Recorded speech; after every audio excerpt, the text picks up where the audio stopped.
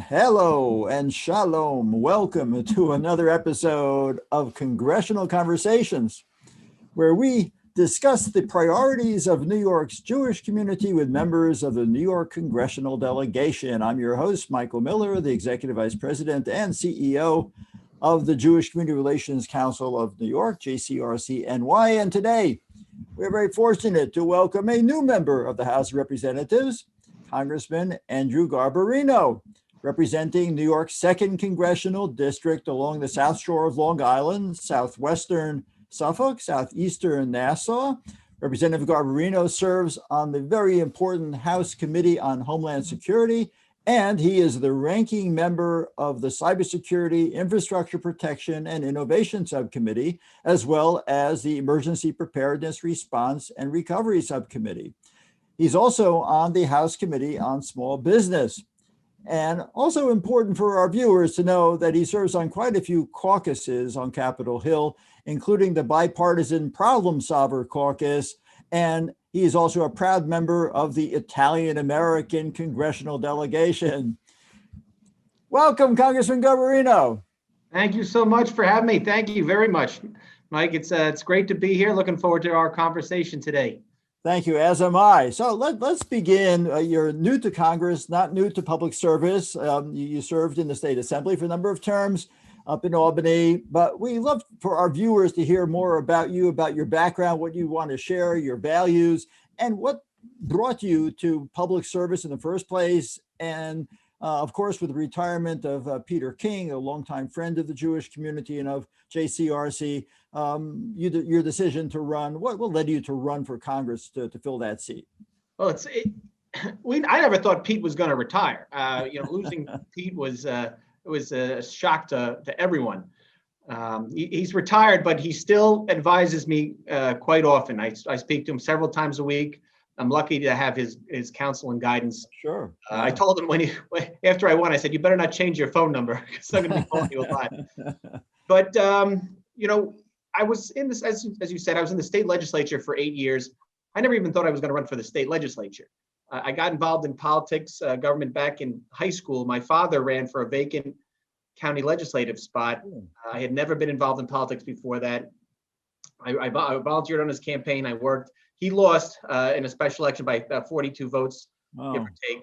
Yeah, it was a tough one, especially being in high school. It was a tough one. But after that, I really I got the bug, and I went to Washington D.C. I went to GW for undergrad. Right. I actually didn't do as much on the Hill as I would have expected. I did a lot more with other groups. First Federal Congress Project, more focused on government.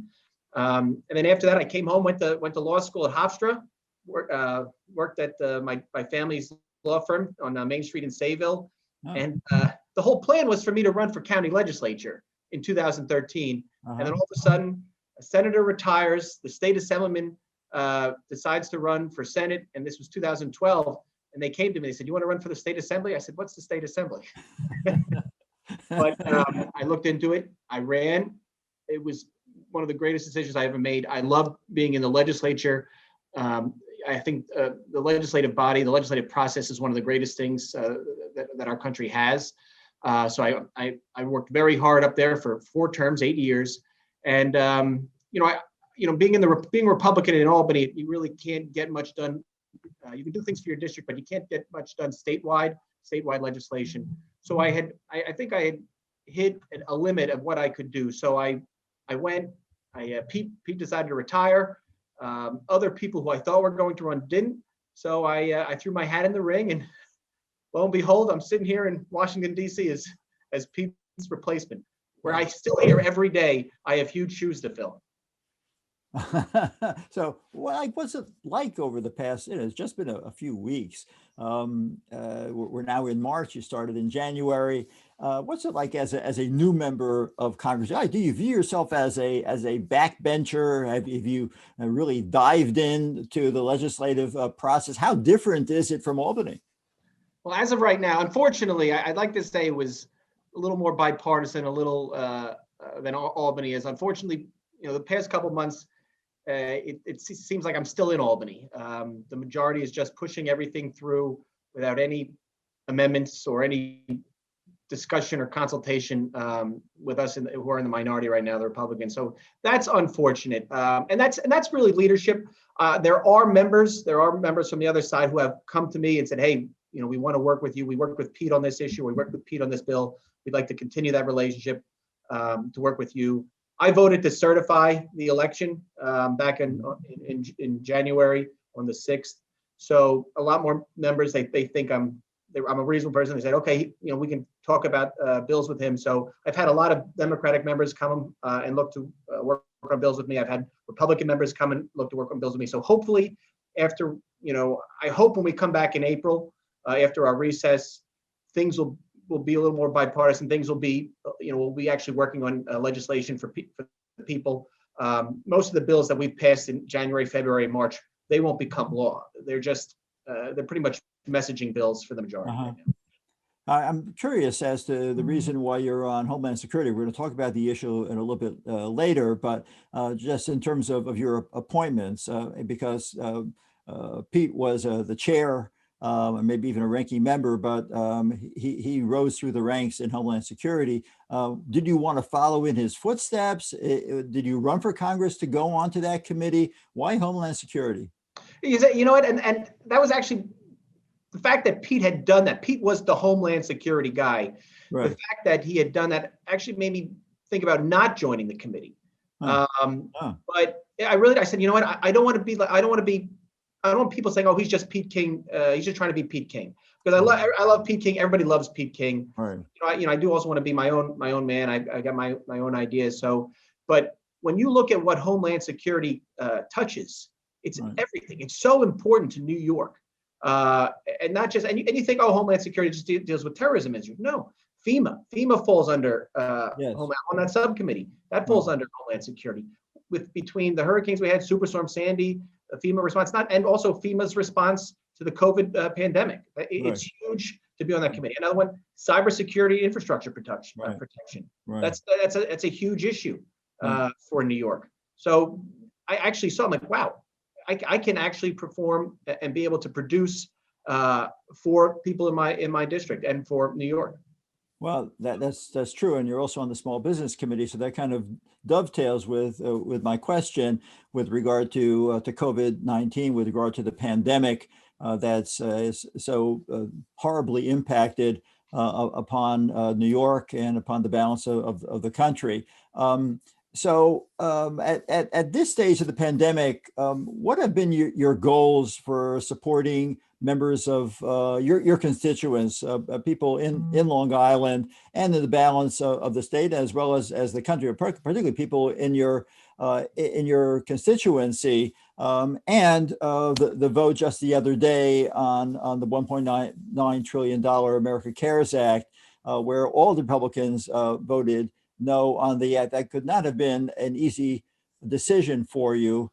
Maybe you could share with us what your thought processes were and what you hope to gain, actually to even draw from that $1.9 trillion bill to assist members of your constituency. Well, about small business, being on that committee, it's huge for the district. SBA they do analysis of every congressional district, and they gave me mine. That's Small Business Administration. 92% of the employers inside the district, and this doesn't count the people who travel outside the district to work, but 92% of the employers in the district are small businesses. So It's a huge issue. I couldn't believe it was that big.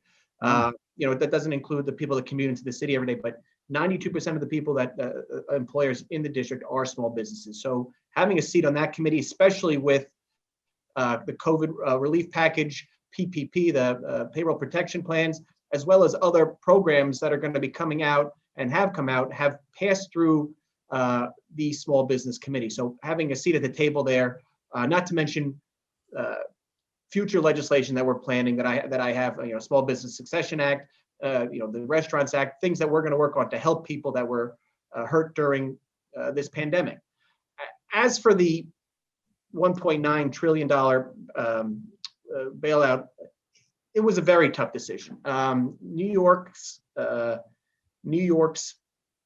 municipalities, New York State, Suffolk County, Nassau County, Babylon, the town of Babylon, town of Oyster Bay, town of Hempstead, town of Islip. These are all municipalities in my district. They were harmed terribly during this pandemic through no fault of their own, especially the county and the towns, where they make most of their money from, most of their revenue comes from sales tax or transfer tax on real property sales. So those were shut down. I mean, the counties didn't shut down businesses. That came down from the governor shutting down. So they had no control over that lost revenue, and they can't raise taxes because they have the 2% cap in New York. So they were going to either have to cut services, which we don't need, lay off employees, which we don't need. So I was very supportive of the provision of the 1.9 trillion plan that gave money to local municipalities. Because you talk to people, the town and counties really have the most effect on people's day-to-day lives. Potholes, parks, garbage pickup. So we can't have that service cut. So that's why I was supportive of that. I didn't vote for the overall bill because even though there was good in that bill, there was also a lot of bad. And it even with the amendments that the Senate had, it made the bill, it took out the $15 minimum wage. Yes, but we already have $15 minimum wage in New York. I was more concerned of the fact that we needed more money to go to restaurants. They didn't do that. I had an amendment myself in committee that voted down along party lines to provide $45 billion to restaurants across the country. Interesting. That's less than what they've asked for, but it's what they need. Right. And we don't need them to come back in 3 months and say we need more help. Right. So, but that got voted down. It's a smaller amount that they're giving out. Also, there's a provision. Not many people know this. There's a provision in this bill that prohibits, or possibly prohibits municipalities and definitely prohibits states from lowering taxes if they take this money. They're not allowed to lower taxes over the next 3 years. And this could apply. We're still waiting for the rule from Secretary Yellen, but this could apply to schools, villages, counties, the state. They can't lower taxes because if they do, the federal government can claw back all the money they're getting under this bill. So that was a huge issue. Also, on top of that, the $1,400 relief checks, and 82,000. A single mother in my district making $82,000 a year will not get a relief check, while people in the federal prison system will. I don't get how somebody in prison getting a $1,400 check stimulates the economy, when I know a woman making $82,000 in Massapequa, a single mother, could definitely use that $1,400. There was a $80,000 cutoff. So yeah, it was 100. The Senate cut it down to 80,000. Right. So that was another issue for me. It's also, yes. I think that it's unfortunate in many pieces of legislation that the cost of living in the New York metropolitan area is so much higher than it is in the balance of most of the country. And $80,000 in the New York area doesn't go terribly far, but $80,000, let's say in South Dakota, goes a heck of a lot farther. Yeah, it's exactly. So it's unfortunate that's not considered.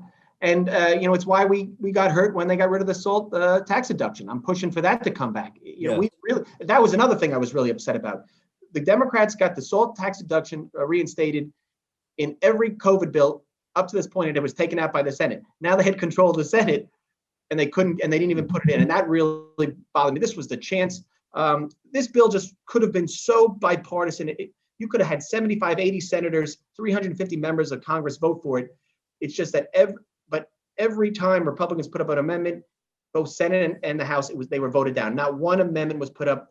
It was a partisan bill, and it was very unfortunate because I was really looking forward to, this was low hanging fruit for a bipartisan win that we could have just grown so many other bipartisan wins off of. Well, let's talk about it. Thank you for your response. I'm glad we had a chance to air it out. And let's turn to something which has a greater degree of consensus, and that's dealing with terrorism. There are currently two bills that you've co-sponsored in Congress dealing with domestic terrorism, H.R. 275 and H.R. 1178. What's the difference between these two bills, and how do they address the domestic terrorism that's been increasingly threatening our country, that some of which manifested itself in the attack on January 6th? So HR 275, that's co-sponsored. That's the Rodney Davis bill, I believe. That is specific. It's a specific commission to investigate what happened January 6th. It's like a 9/11 commission, evenly split with investigatory powers, so we can find out what happened and how to prevent it from happening again. I mean, the Capitol Police were phenomenal that day, but the breakdown in security from up top allowed the building to be taken over in a matter of minutes, which was scary because the vice president, the speaker of the House, and the Senate the second, third, and fourth in the line of succession were all in that building at that point. So there's got to be an investigation. There's got to be a commission. So that bill specifically focuses on January 6th.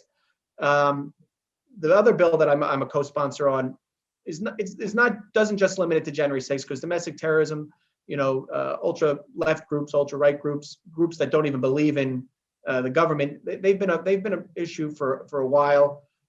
So it looks into January 6th, as well as the past, I think, 20 years, and how domestic terrorism has been growing, and it's a problem. So that sets up another commission. It just has a broader thing to look at. What was your experience on January the 6th? I'm sure you've never gone through anything like that previously. What happened to you? That morning, I walked from my hotel up to the Capitol, up to the Longworth building where my office is, and there were a lot of people outside. But everybody was very peaceful, very happy. Nice. It was very peaceful. And then I was in my office, and due to the COVID rules, we all couldn't be on the floor at the same time during the hearings. So I was not over. I was going to be going over, and at that point, before the complex was breached, we had gotten notified on our phone by an emergency text. Everybody return to your offices. Stay locked in your office. Exterior threats. So the people who were in the Capitol already were stuck there. We were all sent back to our office. So I was already barricaded in my office when the breach occurred. But the windows, you could hear them shooting tear gas. You could hear the canisters being fired. The scariest part for me, and not being on the floor, and I know I've spoken to a lot of members who were on the floor, and it was very scary for them. But watching it, because we have a direct feed. We have a direct feed from our offices to the floor.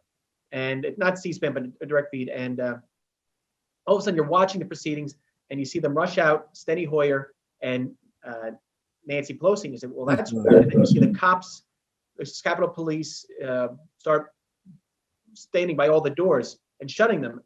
And then the screen doesn't go blank, but it's one of those, we're having technical difficulties, we'll be right back. Really? And then within 15 seconds, it says interior breach, barricade yourself in your office. And so that was scary, because it was like, oh my God, where did they get in?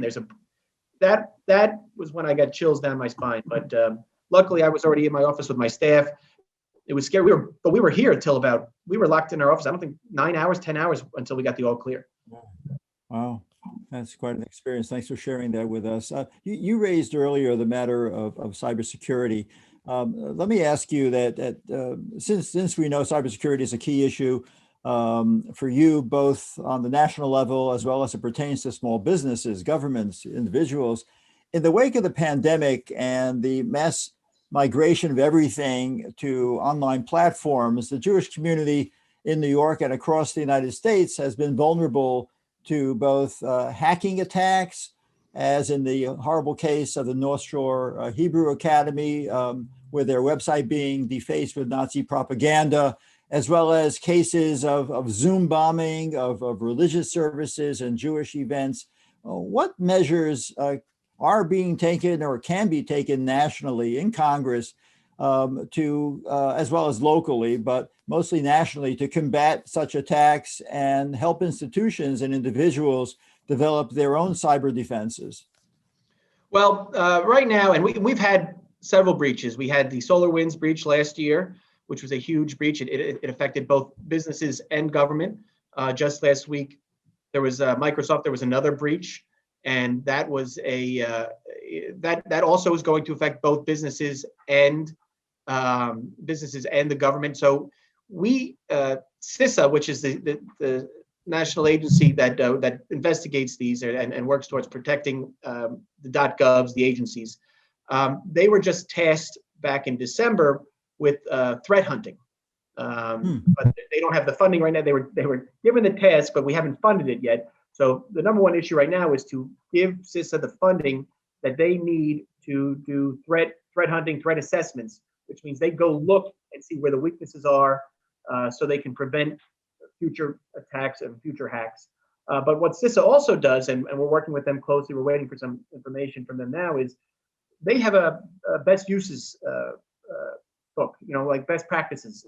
This is what you can do to make sure you're safe. This is what you can do to make sure you're not hacked. And they have that. You can give it out to local organizations, local businesses. Not every business is a Bank of America or an Amex where they can spend hundreds of millions of dollars on cybersecurity. Right. A lot of them pops, a lot of them are religious institutions, like you said, that don't have that kind of money, but are very vulnerable to both, like you said, the Zoom attacks, as well as, I'm trying to think what's the word, where a couple of school districts have been hacked and held, the malware has held them hostage. They can't open their files until they pay the money. So this is a huge issue. We need to invest more in CIS and not just best practices, which they have now, but also to have them come out and do site trainings for different groups, so people know how to be protected. Because these small businesses, these municipalities, these religious institutions really need help. Right, we certainly do. JCRC established in partnership with UJA in New York a community security initiative, and we have a regional security manager in Long Island that works in concert with our Jewish Community Relations Council of Long Island, led professionally by Mindy Perlmutter.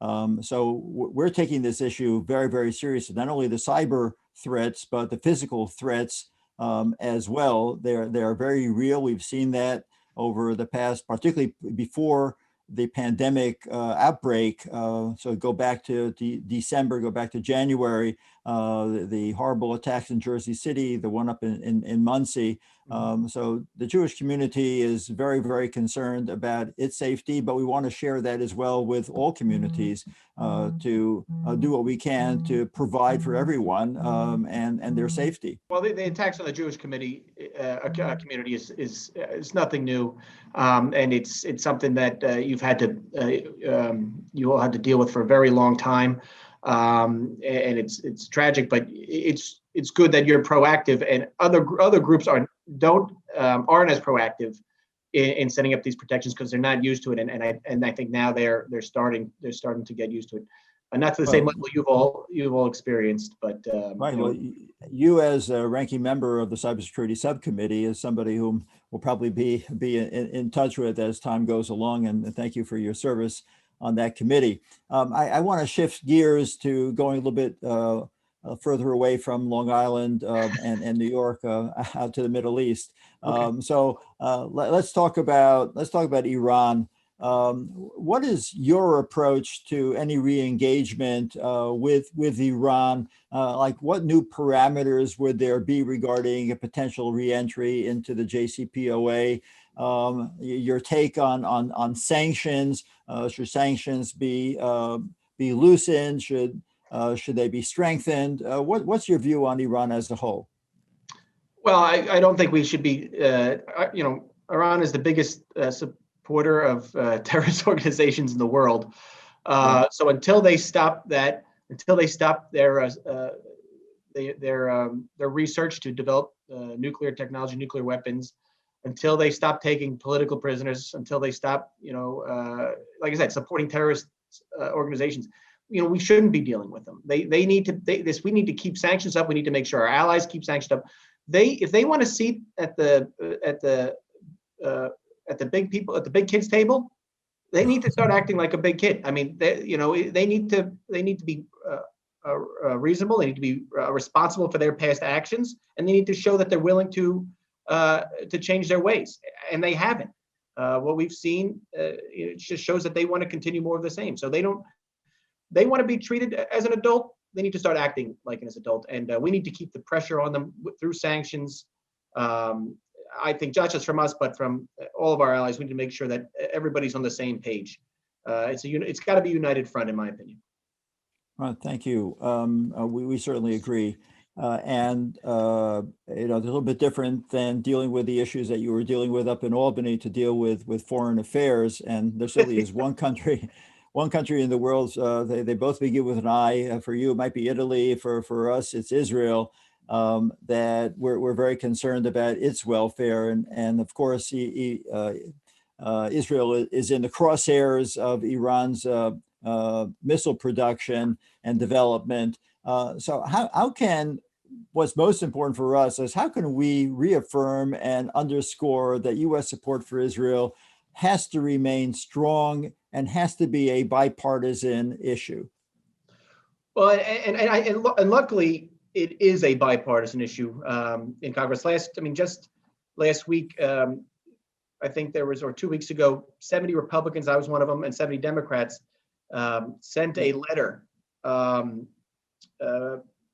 calling to make sure that Iran is held accountable for its actions, that its hostility towards Israel, its hostility towards other countries can't be tolerated. So that already is bipartisan, and the support for Israel is also bipartisan, and through the $3.8 billion in security funding that we provide. I think it's $3.8 billion every year. It's something that we have to continue. That I've supported that in the campaign. I support that now. I know that it's a bipartisan issue. We've made such, through the Abraham Accords, and we've made such a great, such great process with Israel relations and other countries in the Middle East, other Arab nations, that we can't stop it. We got to keep moving forward. You don't want to stop it, because then you'll lose all momentum. So the support that we've had can't be changed. The BDS movement and all that, it's ridiculous. I had to deal with, you talk about foreign relations that we'd have to deal with in Albany. There was actually a resolution that we had to vote. There was there was a BDS movement in Albany, and it's like, for the state, it's ridiculous that they push that, and I was happy to fight against it. But it's a bipartisan issue. It's got bipartisan support, making sure that Israel is continue to be supported. They're a great ally. We work very well together with them, and we need to make sure that relationship continues.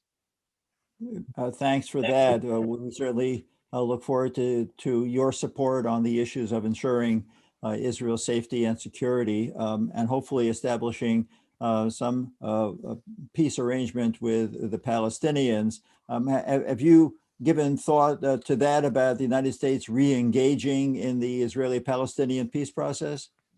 Whatever the Palestinians and Israel decide, it's got to be bilateral. They got to, I learned this as an attorney. A negotiation only works if both sides, come at it feeling like they've come to the agreement. You can't force one part onto one side, because it's not going to work. Both sides have to come to the table, work it out themselves. I think the U.S. can be supportive in that. I think we should be supportive in that. But no country should be telling Israel, this is what you got to do, telling the Palestinians, this is what you have. They got to come. They got to figure it out themselves, or it won't work. If somebody feels like they got a raw deal, they're not going to abide by it. Yeah. Well, in the meantime, Israel is just doing an amazing job of vaccinating its population, and they just started vaccinating 120,000 Palestinians who come into the country. It's just extraordinary what they've been able to achieve. I wish we here in the United States would be as efficient as they have been. Believe me, I was reading the other day, I think Israel's going to have its full population vaccinated by May 1st, is what they're saying. Yes. Which is amazing, considering I represent Nassau County. We have 7% of the population, but we're only getting 1% of the vaccines. I don't know how that makes sense. There's enough vaccines out there. That's been proven. It's Right. right now it's the distribution which is causing the bottleneck. And I've said it, we need to let doctors start giving the vaccines out if people want them, because we have to let pharmacies do it, because if you just have Yeah. certain sites, it takes too long. People are comfortable. They get their vaccines from their doctors. So why not let, if they can, let the doctors do this one also? It just seems Right. makes sense to me. Yeah, we've learned a lot about trusted voices, trusted sources. You're 100% correct on that. Well, it's really been a delight to have you on Congressional Conversations, Congressman Garbarino. If you want to have a last word, this is your opportunity. Please share with us some thoughts as we say farewell. Well, I was just so excited to be here today. Thank you so much for having me. I really enjoyed it. I can't wait to do this again. And I just want to reiterate that you had a great relationship with Congressman Pete King.